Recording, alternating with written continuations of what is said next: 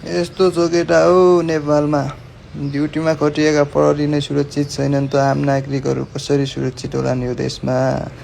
एउटा ड्युटीमा खटिरहेकी महिला प्रहरी त सुरक्षित छैन भने हाम्रो देशमा आम नागरिकहरू कसरी सुरक्षित होलान्।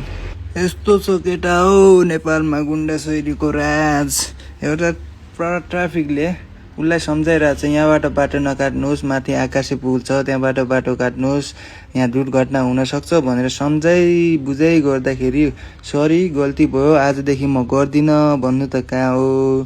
सिधै उसँग जङ्केर एउटा महिला एउटै उतिखेर चाहिँ ऊ दिदी एक्लै थियो कि एक्लै देखेर ऊ माथि सिधै हातपात गर्दाखेरि दुईजना ट्राफिक दाइहरू चाहिँ ऊ त साइडनिर थियो कि त्यहाँनिरदेखि फेरि यस्तो त्यहाँनिर भिडभाड भयो त्यो देखेर चाहिँ उनी दुईजना दाइहरू चाहिँ पछि आएको कि एकचोटि त्यहाँ उसले हातपात गरिसक्यो फेरि त्यो चाहिँ दोस्रो चोटि यिनीहरूकै अगाडि पनि हातपात गर्यो कि त्यसपछि चाहिँ उसलाई यहाँबाट लगेर फेरि भ्यानमा हालिसकेपछि पनि फेरि अर्को एउटा प्रहरी दाइलाई हातपात गर्यो कि।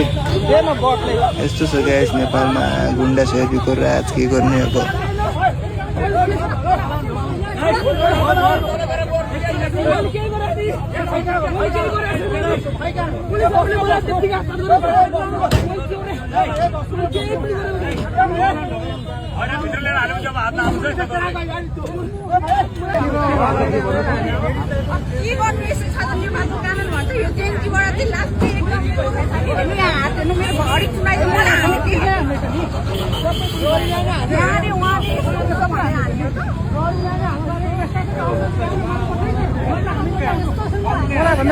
कारबाही हुनुपर्छ है उहाँको लागि।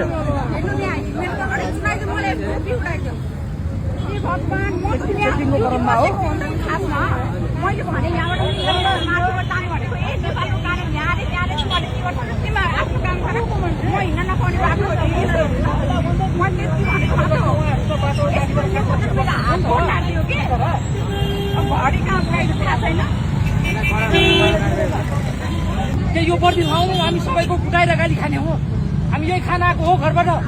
तपाईँहरू पनि सुरक्षाको लागि हामी खटेको मान्छे तर हामी जनताबाट असुरक्षित छौँ।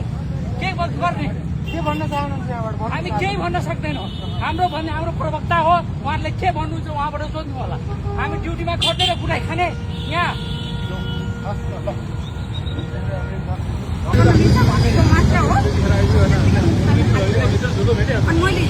धेरै साह्रै मैले त्यो दाइले बोलाउनु खोजेको अनि त्यसपछि के गर्नु मेरो हात मैले चाहिँ समातेँ डिफेन्स त गर्नु पऱ्यो नि त। तपाईँले हात पनि हाल्नु पऱ्यो हो।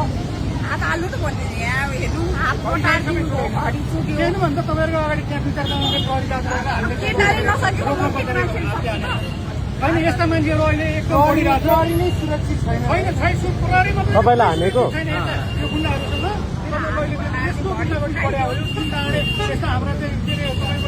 हाम्रो काममा लागिरहेको दिदीबहिनीहरूलाई चाहिँ हात लाउनु भनेको कतिसम्म होइन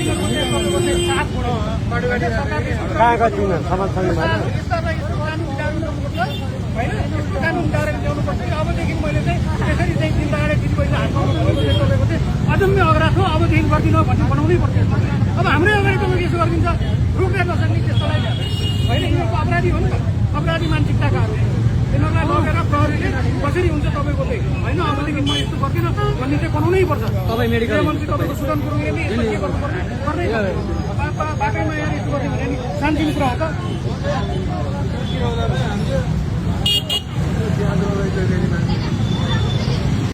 के अरे